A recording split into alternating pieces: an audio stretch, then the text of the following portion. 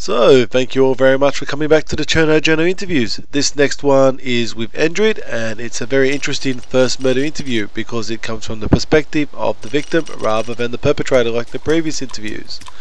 And I got very lucky here not only with the interview subject and the interview, but also the location. This is Pobeda Dam, very far up north, and let me tell you, it's quite picturesque as the sun is about to set during the interview. So we made arrangements to meet here. I just like to pick something that's visually interesting, and as I said, I'm going to luck out on this one. Cherno Journo is here. It's a lovely night. It is lovely here on the bridge. Ah, Endrid, there you are. Hello. I'm the Cherno Journo. Ah, you are a hero. No, I've got camel clothing. Oh, close enough.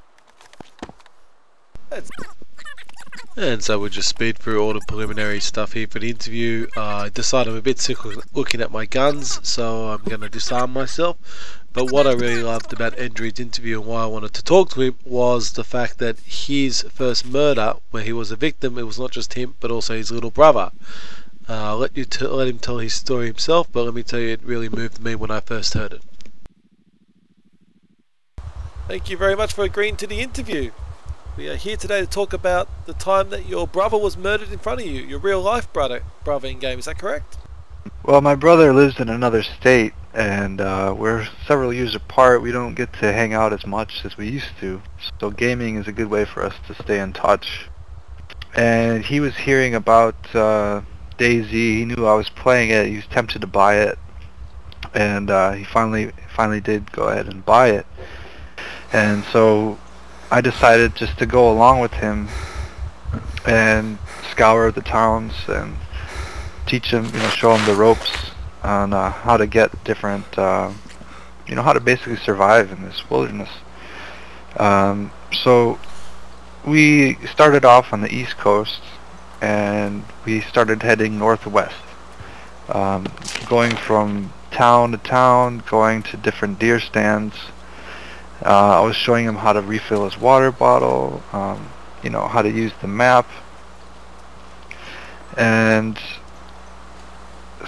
at the same time, I remember we picked up some different weapons at some deer stands. Like he started out with the Enfield, and then he finally got an AKM. At this time, I had an M4A1 CCO SD, so I told him, listen, don't fire your weapon unless you have to, because I've got the silence gun. If we need to kill zombies, I'll do it so we won't aggro or alert other players. And he was really learning fast, and I was really proud of him with how quickly. And since he's my little brother, I was really concerned at keeping him safe, and that was one thing that I kept noticing, is that I wanted to make sure that he was good, and that's the only thing I was thinking about. These guys in my team, they came into our channel. We told them we were about to go to Dolina. Well, they said, be careful, because we just had a skirmish over there with some people. And this was like a half an hour ago, so I thought, alright, it's probably going to be fine. I'm not really concerned about it. Like, who camps out at Dolina? So we start to cross the street. We're crouch walking across the street in Dolina, about 5 feet apart, and we hear shots fired directly at us. It sounded like a machine gun, and it was just completely jarring. And I yelled at my brother. I said, "Run, run!" And we started running, and I looked back, and he's laying there on the street, and he's wounded, and there's zombies all over him, and I'm running around like a chicken with my head cut off, trying to figure out what to do. And I wanted to find these guys, but I couldn't stop moving because I had zombies on me as well. So I finally stop, and I hide behind this building, and I ask him, are you okay? And he says, I can't stand up. And then I hear shots fired from his AKM, and he says to me over the mic, "I'm sorry, bro, I had to." Remembering how I told him not to fire that AKM. and I just was like, no, it's, you know, you gotta do what you gotta do. So I was thinking, okay, let me just kill these bastards, and couldn't find them, and eventually the zombies just ended up killing him. So I'm hiding behind this building, trying to find where these guys are. Eventually I get snipes in the head. We both died right there.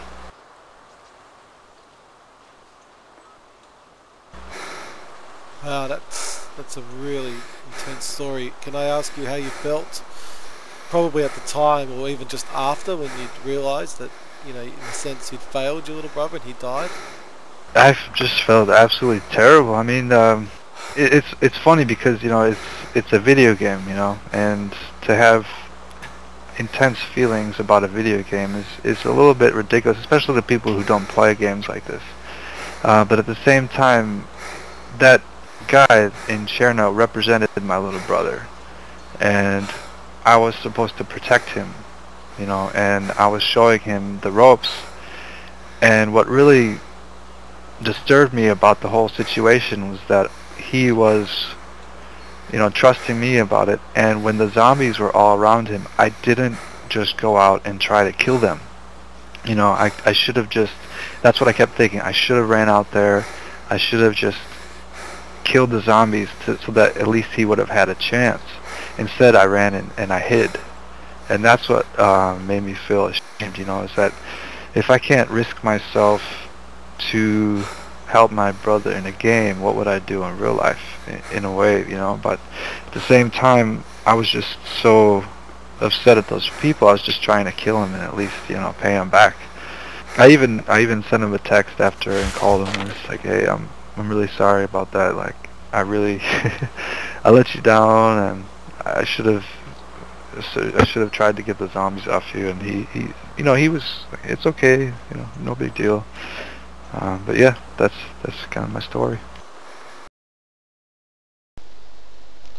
So I challenge anyone to listen to that and tell me that DayZ is just a video game. This is the Cherno Journo. Out.